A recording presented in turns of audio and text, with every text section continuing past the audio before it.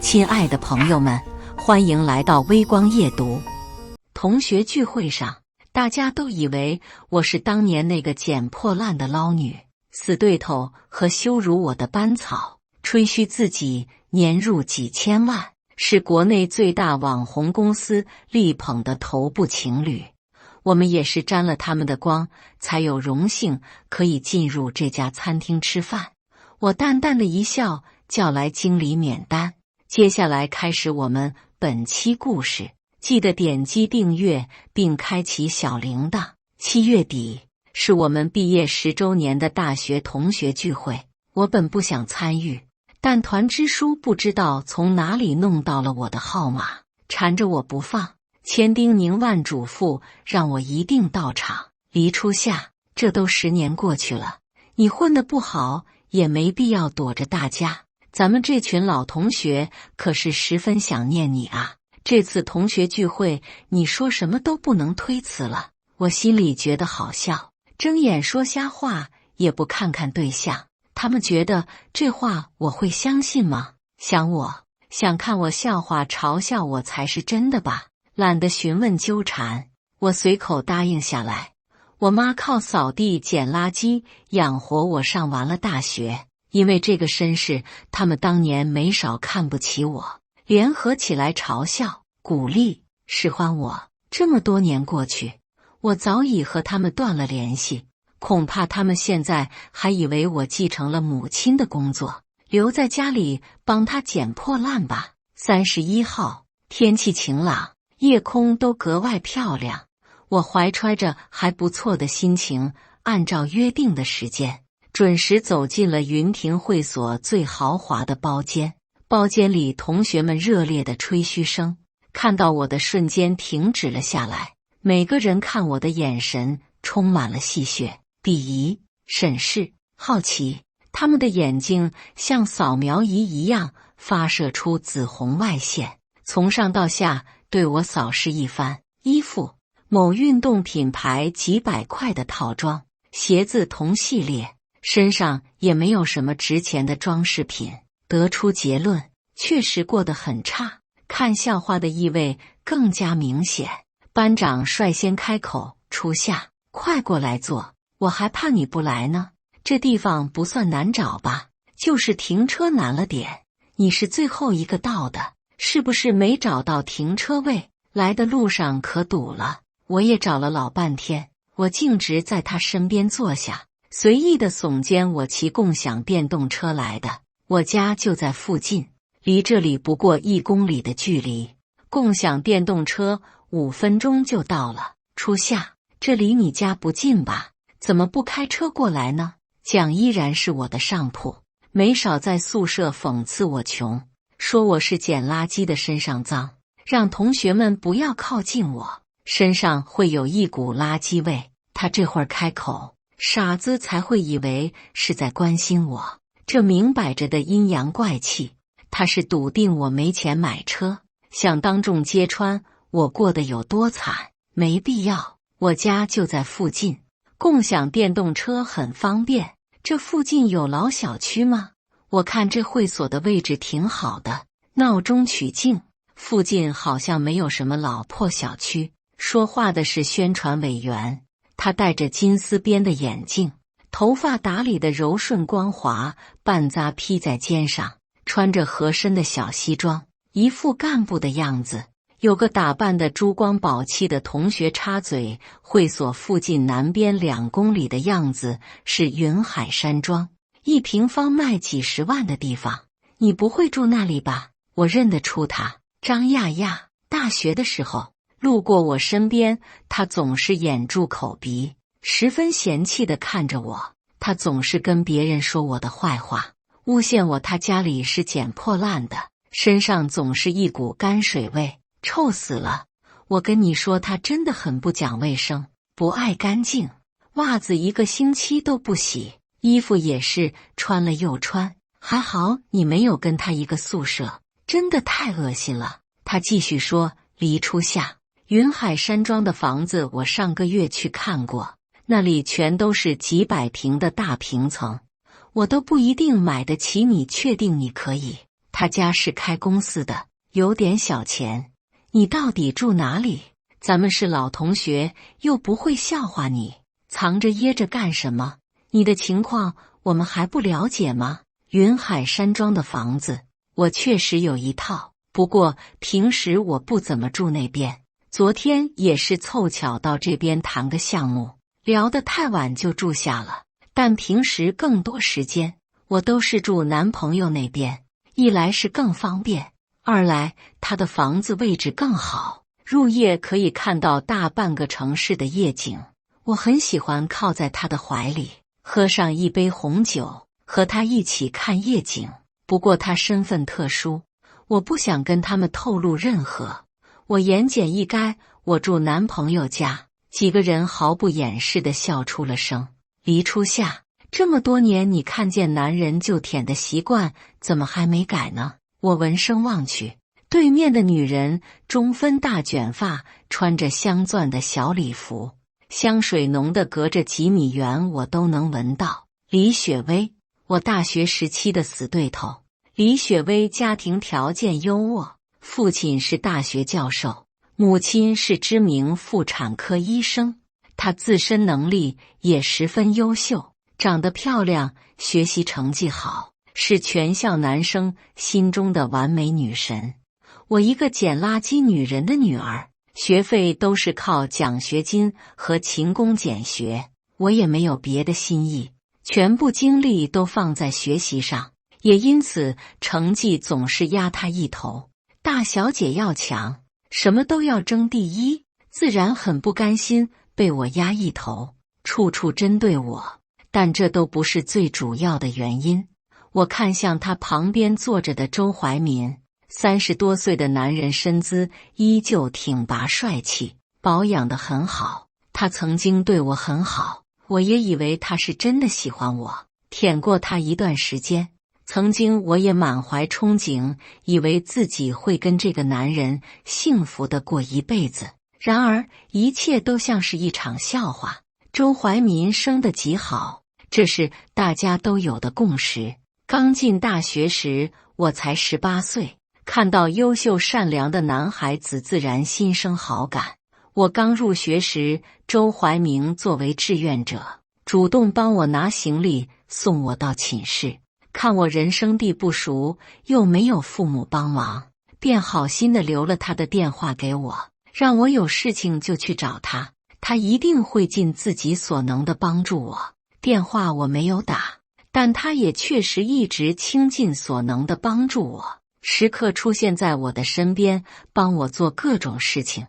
他的那群朋友还调笑着叫我嫂子，他也没有拒绝。看惯白眼的我对这种明目张胆的示好没有抵抗力，我以为他是真的喜欢我，便全心全力地回报他，帮他占位置，写作业，考前划重点，竞赛项目把思路没有保留的全都告诉他。我所有的付出都是心甘情愿，每次看到他露出开心的微笑，我就会很满足。天真的我还以为这就是恋爱的感觉，可是这一切全都是骗局，是阴谋，是李雪薇为了把我从第1名宝座拉下来的计划。周怀民从来没有喜欢过我，他甚至跟李雪薇一样很嫌弃我，嫌弃我的母亲是捡垃圾的，嫌弃我一贫如洗，嫌弃我节俭木讷，嫌弃我身上的味道。竞赛我失败了，只得了第4名。李雪薇特意在这个时候告诉我真相，我崩溃的样子让她无比痛快。临走时，她趴在我耳边，犹如恶魔低语，跟我争。你也配？耳边的喧闹声拉回了思绪，当年的一腔怨恨早已烟消云散。李雪薇大学后没有找到合适的工作，靠着富二代的人设在短视频平台收割了一批粉丝，爆火又沉寂后，他拉上周怀民一起拍摄，内容多以情侣相处日常为主。他们2人都长得好看，家境也都还不错，靠着各种炫富和情侣间的互动又重新火了一把。目前已经是短视频头部情侣，博主粉丝1000多万，据说单条视频的广告报价都要几十万。同学们个个奉承说恭喜，听说你们要结婚了，恭喜恭喜啊！郎才女貌天生一对，你们就是结婚得太晚了，不然来个孩子拍个育娃视频，又能长一批宝妈粉丝。就是现在育娃视频可火了，我媳妇可喜欢看。李雪薇淡淡的笑着，维持自己女神的人设，她云淡风轻的样子，好像当年戏耍侮辱我的不是她一样。她看向我说道：“你刚才说男朋友，初夏还没结婚呢，你都快35了吧？快了，不着急。”想起阿言，我心头一暖，语气也不由得软下来。张亚亚切了一声：“初夏不是我说你，还能不着急吗？你以为你还是18岁少女啊？你都30多岁了，你又不是雪薇，长得漂亮，家里有钱，自己还能赚钱，自然不愁嫁。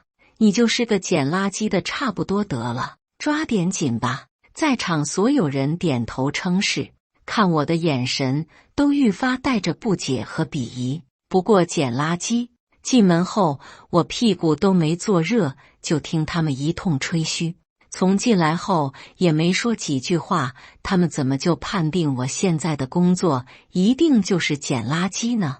张亚亚很看不起我打肿脸充胖子的模样，很不屑地开口：“还藏着掖着呢，班长都看见了。那天他经过北京路，看见你和你妈一起在捡别人不要的纸盒。他一说我就想起来了，前几天我带我妈去北京路新开的饭店吃饭，隔壁正好有一家门店在装修，门口堆着不要的纸壳箱。我妈这个人就是这样，闲不住。以前家里穷，捡垃圾是迫不得已，现在不一样了，有车有房还有钱。我跟她说过很多次，家里生活情况好了，不用她捡垃圾了，但她就是不听，还觉得我嫌贫爱富，看不起捡垃圾的，每次都对到我无语。她自己身体什么情况，她不知道吗？每次都是看到纸壳、矿泉水瓶掉在地上，还是会捡起收集起来，卖了的钱就买点好吃的给家里的小猫小狗加餐。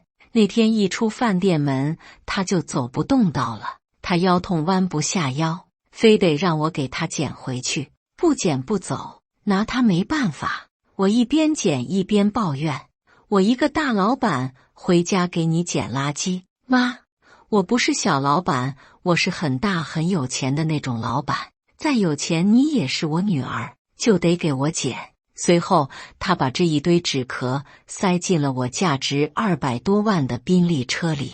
原来那天班长也在，难怪了，30多岁没结婚，捡垃圾，真是满足了他们对我失败人生的全部幻想。可能觉得我是羞愧掩饰，他们便没有追问下去。同学会热热闹闹的开场，班长给每个人敬酒，一路寒暄过去。好久不见，在哪高就？买房子了吗？开的什么车？那个小区很不错啊，学区房很贵的吧？厉害厉害！到我的时候，他们已经自动忽略了。班长假模假样的来了一句：“做什么工作？做点小生意。”所有人立马哄笑成一团。捡垃圾怎么不算做生意呢？就是，怎么不算呢？哈哈。对此我无动于衷。10年过去了，我已经不是当年那个一点就着、喜怒全都挂在脸上的黎初夏，但显然他们还是当年的他们，幼稚无聊。就在这时，服务员敲了门进来：“不好意思打扰了，这是我们老板赠送的菜品。”他说希望大家吃得开心。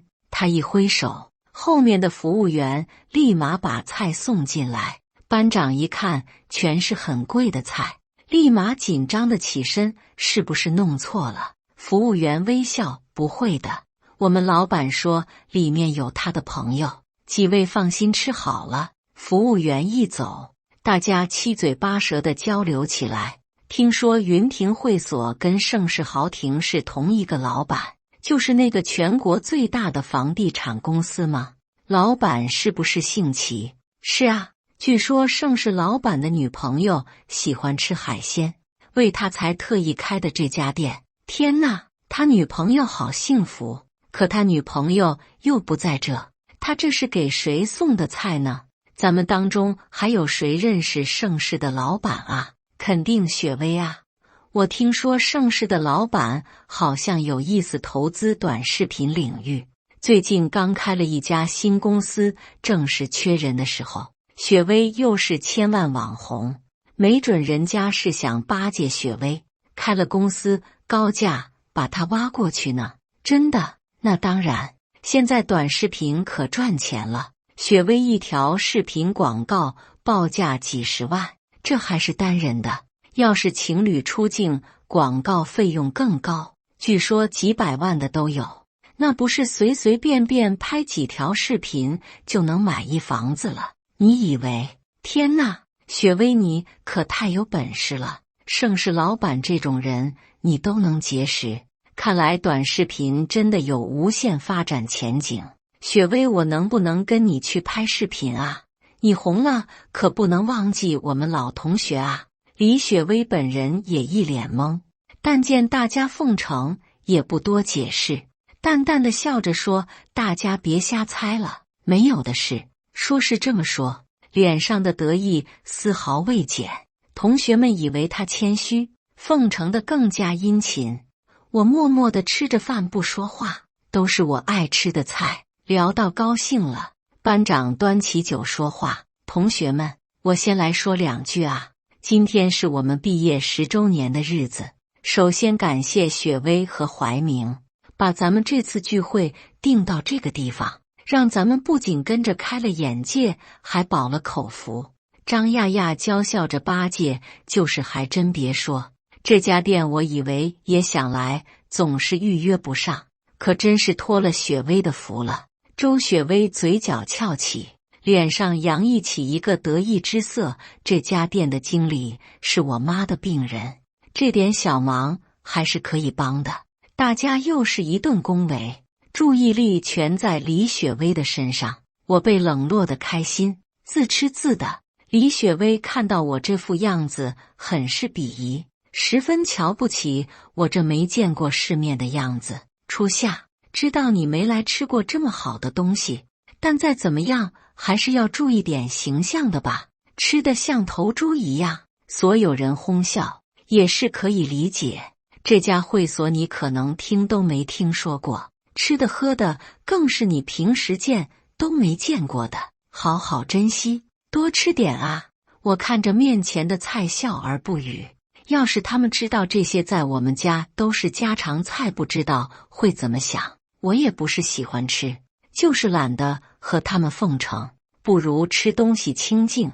门外传来敲门声，之前的服务员去而复返：“不好意思，客人打扰一下，这是我们老板特意送的炖汤，请各位品尝。”他带话，希望李小姐能够吃得开心，开心之余可以考虑一下他之前的请求，说是给李小姐的，但每个人都有份。包间里嘈杂的说话声，服务员说的李小姐硬生生被大家听成了李小姐。这下势利眼的同学们更加确信李雪薇和盛世集团的老板有着不浅的交情。旁边的周怀民都小小的惊讶了一下，显然这件事在他的意料之外。其他人更是一个个地上赶着给人李雪薇敬酒。来来来，雪薇，我敬你一杯，以后可要多联系啊。我们妹妹长得还可以，不知道有没有这个机会可以进你的公司呢？帮着看看就行，那也是她的荣幸了。看来投资的事情是8、9不离10了。雪薇，你有这个人脉，还藏着掖着干什么？说出来，大家羡慕都来不及。就是盛世老板真的是有眼光。李雪薇被一字一句的奉承夸得找不着北，大家七嘴八舌的，你一句我一句，向李雪薇请教做短视频的秘诀。李雪也是傲气极了，没藏着掖着，哐哐哐说了一大堆专业名词，唬得同学们一愣一愣的，我却觉得有点好笑。其他同学都是圈外人，不了解内情，我这个圈内人还是多多少少知道一些李雪薇的事情。她和周怀民如今不过是利益捆绑，互惠互利而已，哪还有什么真感情？不过就是看和对方捆绑营销，一起出镜，得到的关注更大，网友更买账而已。他们俩虽然有1000多万的粉丝基础，视频播放量、点赞数、直播在线人数都挺高，老老实实拍视频往后发展也还不错。可惜这两人偏要作死，嫌弃广告费少，拍视频来钱太慢，就学着别人也开始直播卖货，卖的都是一些三无产品，零食吃了拉肚子，护肤品用了烂脸。评论区经常有差评，包括直播的时候也有上当的网友发言吐槽，但他们不但不把网友的反馈放在心上，恶评是有一条删一条，以至于还有很多网友不明真相，继续在他们直播间下单。那边聊得热火朝天时，我这边手机响了，是阿言打来的。初夏，汤好喝吗？还不错。那我结婚是不是可以考虑一下呢？勉强考虑一下吧。你在干嘛？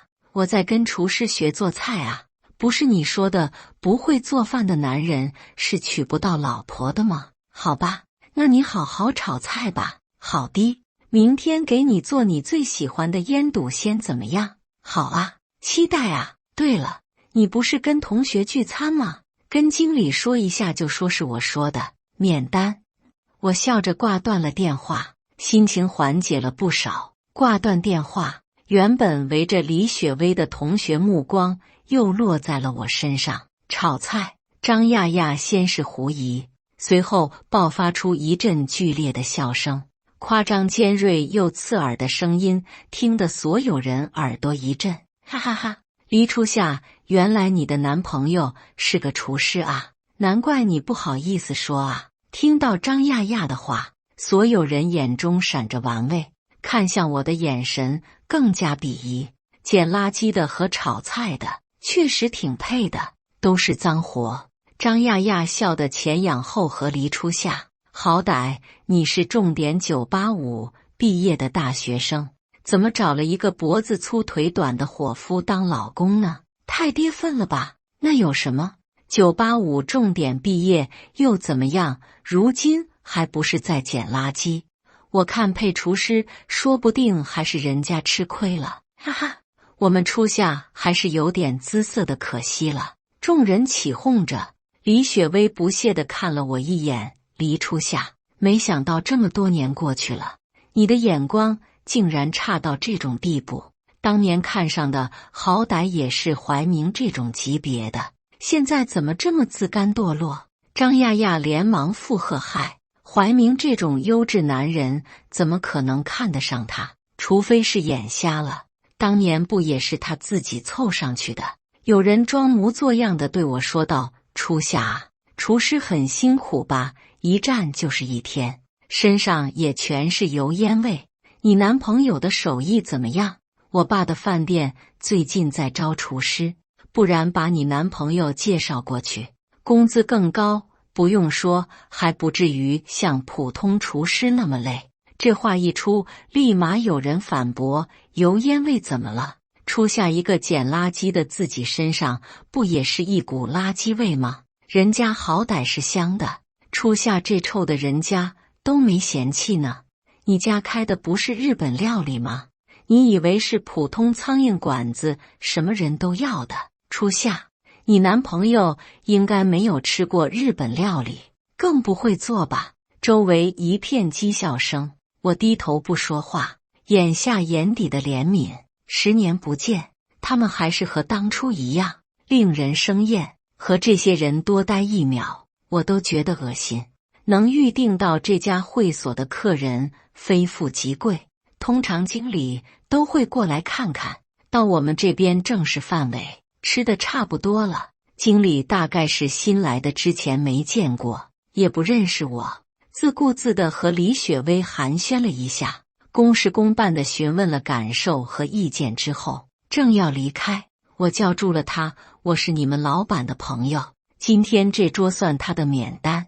我的语气太过于理所当然，这家饭店自开业以来就以昂贵的价格和难预订出名，别说免单打折都是少有现象，更别提免单。且我们这桌今天的消费没有6位数也有5位数。经理明显愣在了原地，所有人都不可置信地看着我，他们像看疯子一样的眼神看我，意思是你一个捡垃圾的逞什么强，出什么头。李雪薇狠狠地瞪了我一眼，走到经理面前陪笑，程经理，他的话您别当真，您还有事先去忙吧，真是不好意思。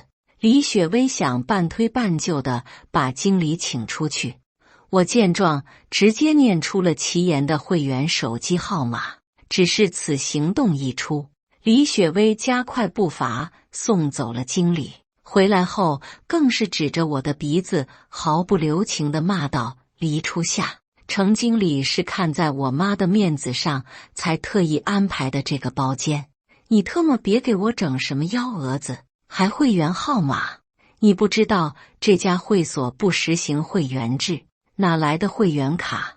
我好心请你吃饭，你真是给我丢人。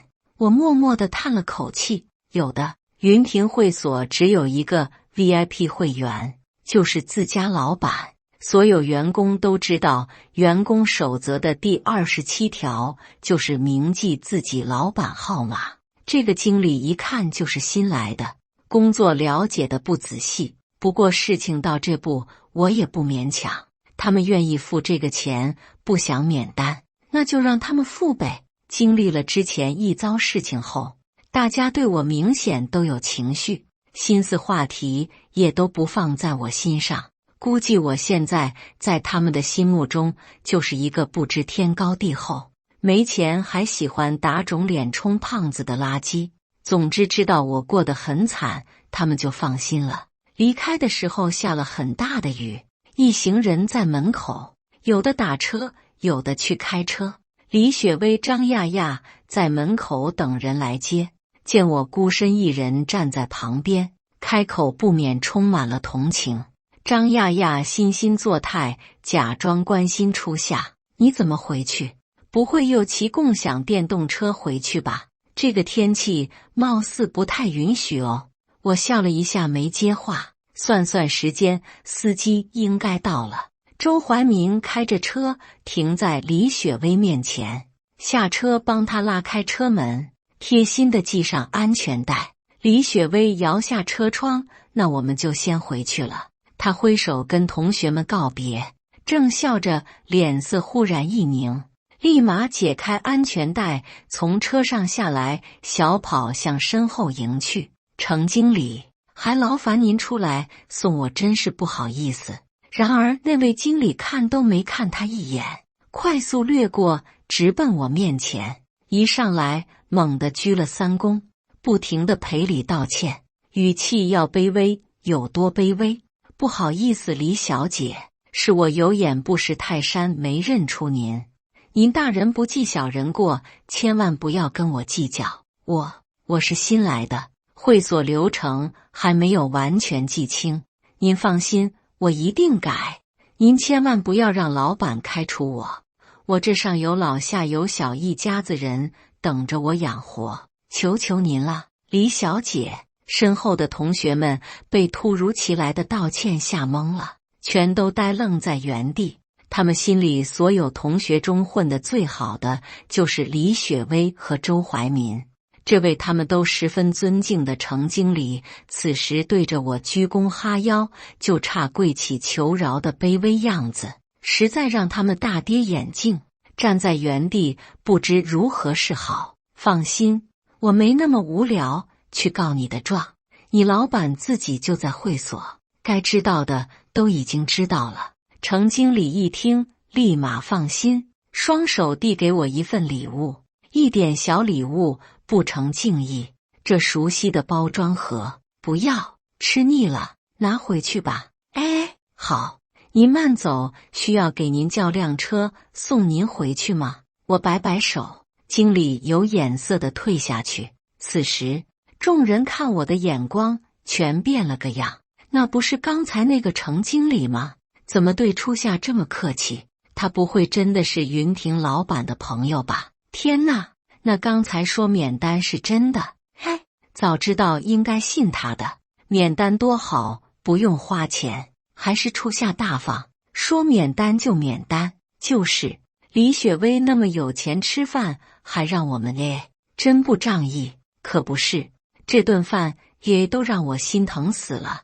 站在一旁的李雪薇面色难看，紧咬着唇。有同学小心翼翼地开口询问初夏：“你跟云亭的老板认识？”我冲他一笑：“认识啊，很熟，要不要介绍你认识一下？”刚才还高高在上的一群人全都哑然，一环扣一环，他们很容易就联想到之前发生的事情。比如服务员无端送来的菜和汤，他口中的老板的朋友；再比如是李小姐而不是李小姐，而我口中的会员卡也确有其事。李雪薇和张亚亚更是不知作何表情，一张脸一会儿皱眉，一会儿想笑，怪异得很。刚好助理开车到了，停在我面前。老板，我接过他手里的钥匙，我自己开车回去就行。好的，初夏，这是你的车啊？我点头。乖乖，这是劳斯莱斯幻影吧？初夏，你可太有钱了。我笑笑不说话，眼神看向班长。你只看到我捡垃圾，没看到我用什么车装垃圾吧？班长哑然，面色涨红，一句话说不出来。也是，他一向是李雪薇的狗腿子，看到我在捡纸壳，就料定我一定混得不如意，高兴的北都找不到。他肯定是想第一时间就把这个好消息告诉李雪薇，博关注，哪有心思再往下看呢？同学们纷纷起哄奉承我，就像他们刚才在包间一个劲的奉承李雪薇一样。初夏，你还不走啊？等人，男朋友？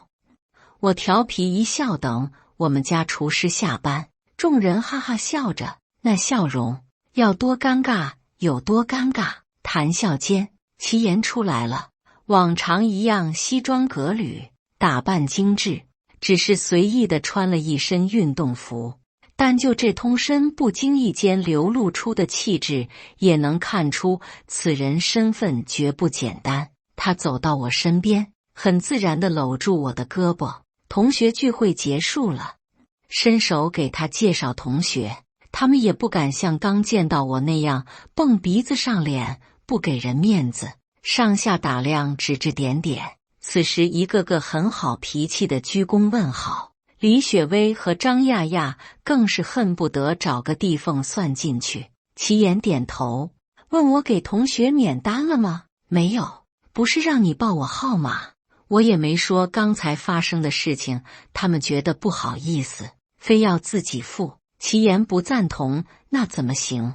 到我的地盘，哪能让你同学自己掏钱？说着还很好脾气的道歉，说手下人不懂事，下次来吃饭一定免单。他这副样子让他们更加不好意思，一个个逃似的灰溜溜走了。隔几天后，我手机里就多了一个大学同学群，也不知道是谁给我拉进去的。一早醒来，已经有99加的消息，正好没事，我就一边吃早餐，一边看他们聊了什么。不看不知道，一看都气笑了。李雪薇捏了几个晚上，今天又生龙活虎出来作妖了。显然之前发生的事情让她很不服气，感觉自己做的装蛋面子全让我挣了。今天一大早就在群里言语攻击我，说我是个捞女，看上齐岩的钱才跟他在一起的，还说我大学时就是这样，对帮助自己的周怀民一见钟情，之后就是死乞白赖的赖着人家。明明周怀民没有对我展露好感，也没有做出什么超越朋友的举动，而我在明知道他有女朋友的情况下，还不知廉耻的主动送上门。他甚至诬陷我，说我曾经试图勾引周怀民，现在肯定也是用同样的手段才勾引到齐岩。要是齐岩知道我的身世，知道我曾经做过的事情，一定会狠狠地甩了我。更过分的是，他们仗着自己在短视频平台有一定的粉丝基础，竟然主动鼓动粉网暴我。同学聚会2天后，他们就在短视频平台上发布了一则视频，标题是10年情侣感情保鲜秘籍，其中提到一项很重要的原则，就是信任。还说大学时曾有一个女生试图勾引周怀民，但她深信自己男朋友的人品，后来也是查出是那个女生主动，跟周怀民没有关系。视频言之凿凿，我就是个惯三，因为家庭贫穷，妄想以这种手段摆脱原生命运。视频里透露的蛛丝马迹很快就让粉丝找到了我的社交账号，他们在下面用各种不堪入目的言辞辱骂我、攻击我，我也丝毫不惯着他们，反手就以侮辱诽谤把李雪薇和周怀民告上了法庭，还把受理通知书发到了群里。本来热热闹闹的群一下子没了声音，忘记说了，我是一个很记仇的人，凡是得罪过我的人，我可都是狠狠地记在心上。尤其是李雪薇，我们大学时期的各种聊天记录，我可全都好好的保存着，为的就是这一天。法院很快受理了案件。另外，我还让助手整理了一份李雪薇和周怀民直播卖假货的证据，包括他们收取大额佣金卖三无产品、私下辱骂粉丝博主、合约情侣等多项事实的证据。查清之后全部发到网上。正所谓公道自在人心，诬陷什么的我完全不再怕的。在金钱的推动下，这件事情很快登上了短视频平台的热搜榜首。李雪薇的账号被永久禁封，她背后所属的 MCN 公司也遭到了严查。她给自己塑造的对外形象——富二代小公主、学霸人设，一下子全被推翻了。营销号不仅找到了她早期抽烟喝酒、霸凌辱骂同学的视频，还查到他的各个竞赛奖杯也是窃取别的同学的劳动成果。一时之间，李雪薇墙倒众人推，全网都在黑他。更有甚者，人肉出了他的家庭住址，扬言要趁他出门泼他硫酸。听说他被吓得躲在家里不敢出门，也算是作茧自缚吧。法庭开庭那天，他不得不出席。现场他脸色苍白，相比上次同学聚会，一下子瘦了很多。开庭结束，最后的审理结果是他赔偿我30多万元的名誉损失费，并公开向我道歉。临走的时候，他还不忘恶狠狠地瞪我一眼，好像他有今天下场全是因为我。我有点想笑，没计较，开车离开。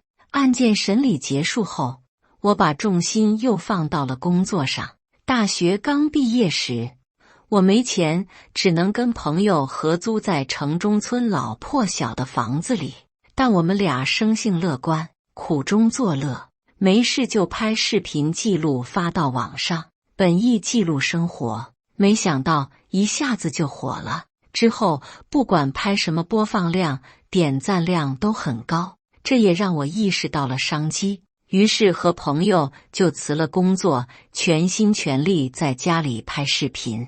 我们签了专业的孵化公司2年时间就把账号做到了3000万粉丝。合约到期后，我们没有和公司续约，而是自己出来单干。好在账号的归属权始终在我们自己手上。离开后没用多长时间，新公司也渐渐有了起色。这几年，我牺牲了休息时间、陪家人的时间，全身心的忙工作，才有了如今的景象。虽然名下有好几家 MCN 公司，也有餐厅和奶茶店，但我依旧没有停下往前的脚步。这不，前段时间刚开了一家全新的 MCN 机构，专业做美妆产品。这家公司还有奇岩1半的股份，前期没少让他帮忙。新公司刚开业，急需招募一批新的达人。这天下午，人事通知我有一个1000万级网红想跳槽到我们公司。听到这个消息的时候，我又惊讶又高兴，还有这等好事。然而到会议室一看，竟然是李雪薇。她的惊讶不比我小，猛然站起身，瞪大眼睛看着我，手颤抖地指向我黎初夏。我顺手关上会议室的门，坐下。好久不见，坐吧，你是老板。既然是来面试，我自然会公平公正地对待他。只不过没问几个问题，他就借口有事走了，样子并不好看，可以称得上是落荒而逃。对此，我也很无奈。之后我就再也没有听到李雪薇的消息。同学聚会我再也没有参加过，这种费时又没有意义的活动，不参加也罢。感谢大家的观看，本期故事精彩吗？欢迎大家在下方评论区吐槽。如果你喜欢这类故事，记得点击订阅微光夜读，并分享给更多的人，这会对我帮助很大。再次感谢大家的观看。